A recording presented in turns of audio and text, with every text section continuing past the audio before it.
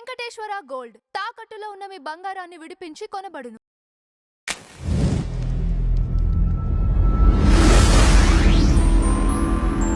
అంటే రెండు thought process ఇక్కడ.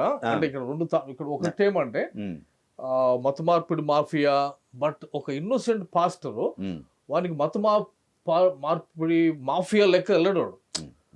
కడుపు కాల్చుకొని పాస్టర్లు ఆత్మలు రక్షించాలా అంటే వాళ్ళ ఆలోచన విధానంలో. కంక్లూజన్ క్వశ్చన్ అండి దీనికి. ఈ మార్పిడికి సంబంధించిన దాని మీద కూడా ఒక బిల్లు రావాలని చెప్పి కోరుకుంటున్నాను. బిల్లు రావటం ఏంటండి? ఇందాక బిలాస్పూర్ కోర్టు మీకు సార్తోనే చదివించే కదా, దాని క్లియర్గా ఏం చెప్పారు సార్? ఎవరికి కూడా మత మార్పిడి చేసుకోవటానికి ఎటువంటి అధికారం ఇవ్వలేదు. సారే చదివారు ఇందాక. ఇప్పుడు మత స్వేచ్ఛ అన్నారు కదండి. మత స్వేచ్ఛ ఇప్పుడు అనిల్ గారు అన్న దాంట్లో మాకు రాజ్యాంగం ఇచ్చిన హక్కు మత స్వేచ్ఛ. మేము వెళ్ళి అదే చెప్తాను, ఇక్కడ కూడా సేమ్ కండిషన్స్ అప్లై. దానిలో ఏంటి, మీకు you can freely practice, preach, profess any religion, మీకు నచ్చిన మతం, కానీ freedom of conscience, public order, health and morality, ఈ గ్రౌండ్స్, ఈ రీజనబుల్ రెస్ట్రిక్షన్స్ ఏవైతే ఉన్నాయో వాటిని విడిచిపెట్టకూడదు.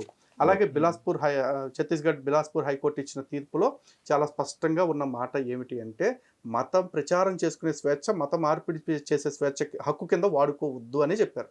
Okay okay. మత ప్రచారం హక్కు వేరు, స్వేచ్ఛ వేరు. స్వేచ్ఛ ఇచ్చింది, స్వేచ్ఛగా వాడుకోండి, కానీ దాన్ని ఒక హక్కులాగా మార్చుకుని ఎక్కడికి పెడితే అక్కడికి వెళ్ళి ఇష్టం వచ్చినట్టు చేస్తామంటే నడవదు. ఓకే. అక్కడ లోకల్ గా ఉన్నటువంటి సిచ్యువేషన్ చూసుకొని మాట్లాడాలి. సిచ్యువేషన్ కాదు సార్, రూల్ పొజిషన్ బట్టి ఇస్తారు తీర్పులు, సిచ్యువేషన్ బట్టి ఇవ్వరు. సిచ్యువేషన్ బట్టి అంటే ప్రవీణ్ పగడాల గారు చనిపోయినప్పుడు డిఫరెంట్ ఎమోషన్ ఉంది, ఎమోషన్ బేస్ చేసుకుని సిచ్యువేషన్ బేస్ చేసుకుని తీర్పు ఇచ్చారా? రూల్ పొజిషన్ ఏది ఉంటుందో అదే ఉంటుంది.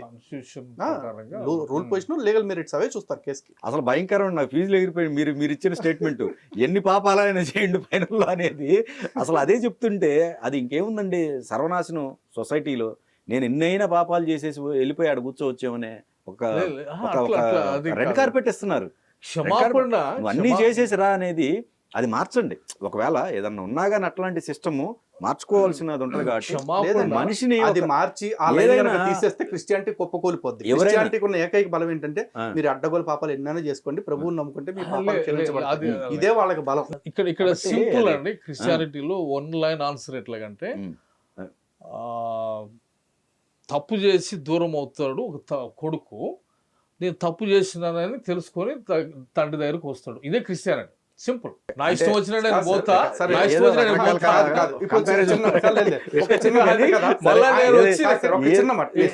ఆయన చెప్పిన పెట్ట కథని నేను ఒక చిన్న కథలో ముగిస్తాను. ఒక ఇంట్లో 4 కొడుకులు ఉన్నారు. కాదు నేను చెప్పాను, ఇది వేరు. ఇప్పుడు spot improvisation.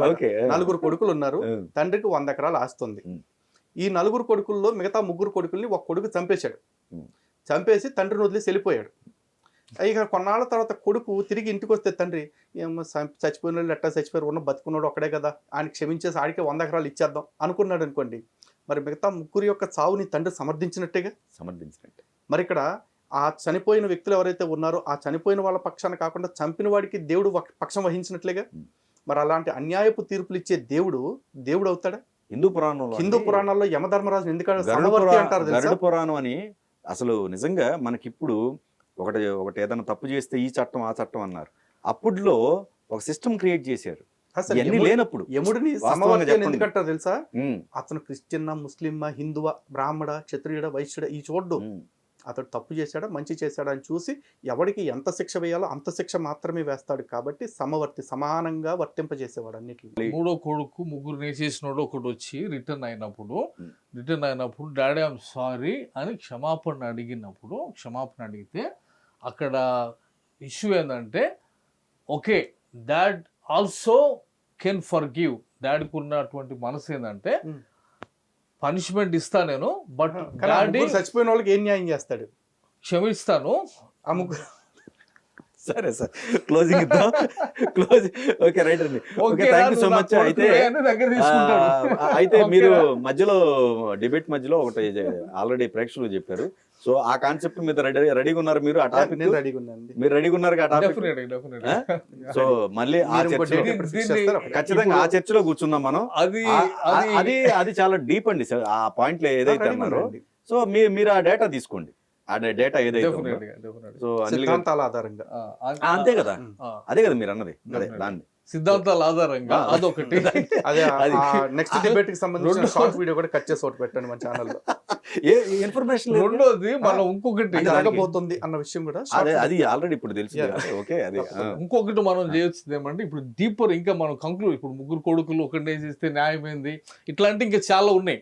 Theological debate debates కూడా డిబేట్ ఇది. ఓకే, అసలు ఇది కరెక్ట్ అసలు ఏంది అనేది ఇంకా లోతుకెళ్ళి కూడా మాట్లాడవచ్చు. డెఫినెట్ థియలాజికల్ గా ఎవరన్నా ఇంకా సార్ కానీ లేకపోతే వేరే పాస్టర్స్ ఎవరన్నా కూడా ఈ డిబేట్ చూసి ఈ పాయింట్ దగ్గర లలిత్ మాట్లాడింది తప్పు, దాని మీద డిబేట్ చేస్తామంటే అది కూడా డిబేట్ ఆర్గనైజ్ చేస్తాం. డెఫినెట్గా. Thank you so much.